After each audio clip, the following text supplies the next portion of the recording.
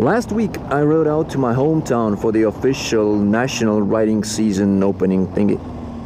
I had to take the Tourmax helmet for the ride there because I figured that over 130 kilometers might not be fun in an open-faced helmet. I tried to take the Dumo with me as well and stuck it on the back of the bike, but it didn't work with the backpack on my back and the helmet on the tail, so I had to ditch the idea, unfortunately. And I was in such a hurry to leave that I left the mic on the Dumo, so tonight I voice over the video. I rode out on Friday after work, and already there were quite a few riders going the same way. A few cops as well. I had to carefully creep around them as not to draw too much unwanted attention, and it worked. So on the Saturday it rained the whole friggin' day. Still, me and my dad, we set out to the fair, trying to ignore the downpour. Met some nice drivers on the way and met some nice riders on the way as well. The fairground, well, wasn't too impressive. Not many people, a few attractions, some folks in condoms, hanging bike, Bridgestone tires, a dude humping a Honda, more folks in condoms, Dunlop tires, a couple of Harleys, bunch of Indians and victories, pointing fingers, tricycles, a few new BMWs, Yamahas you could test ride every half an hour, and Ducatis hiding from the elements. So we exhausted the fair in like 10 minutes and then decided to go for a ride instead. I left the communication thingy on the Dumo helmet as well, so I had to use the Stone Age communication systems. Rode over this narrow-ass bridge. Swapped the bikes then. So the Yamaha Striker was quite fun, but I will make a review rather later when the weather clears up again. And then decided to grab a bite at our local bikers pub. Later it was time for the big group ride. It was estimated about 2,000 or 3,000 bikes would be showing up. It ended up being almost 1,000, which was still a decent turn-up considering the conditions. So I checked out some rides, some old rides, weird rides, custom rides, white rides, Duke rides, more rides, old dudes checking out old rides, clever rides, Hornets, these bikes, a couple of bikes checking out other bikes through the fence, and some more bikes.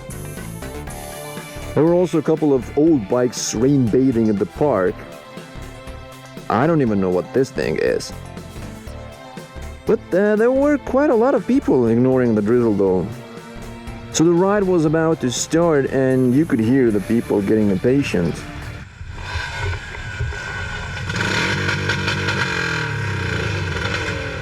And then it was quite interesting to see how different people do the slow-paced riding in the pack. Either it be feet on the peg swerving, or heel slide, or the running man. But it was amazing to see how everybody managed to not bump into each other. A lot of spectators had showed up. People on the trucks, bicyclists, people hiding on the backs of their cars, and there was a lot of waving. I mean, a lot of waving. So, all in all, still fun for many people, even in that awful weather. Halfway through, I got tired of waving and decided to leave the pack and head back home. So I just waved the guys goodbye and sort of took off.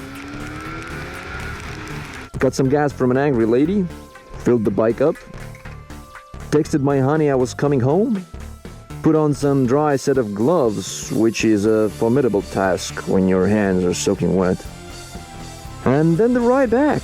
I had the time to contemplate life, the universe, and everything. But mostly how my gear was holding up. I was really happy for the cheap rain gear I bought a day earlier. It looked ugly as sin, but performed as expected. My riding shoes, the TCX X-Groove waterproof shoes, they held up nicely for quite a few hours. But halfway home, they just suddenly gave up and slowly but surely filled up with water. I ain't mad though, they had been perfect up until that point, and I still find them the most convenient and comfortable riding shoes possible, either it be city or highway. And the helmet, I'm sorta sad, but the Tourmax has to go. It was the first time I rode it on a motorway, and it managed to be a number too big for my head. But at the same time, it was pushing on my cheeks, and my mouth kept rubbing against the front of the helmet.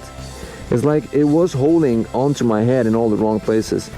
I think it would be fine fit for a rounder head, but not for me. And I just can't do with the little visibility there is through the shield. I mean the peripheral vision. It's okay on the motorway, but impossible in a city.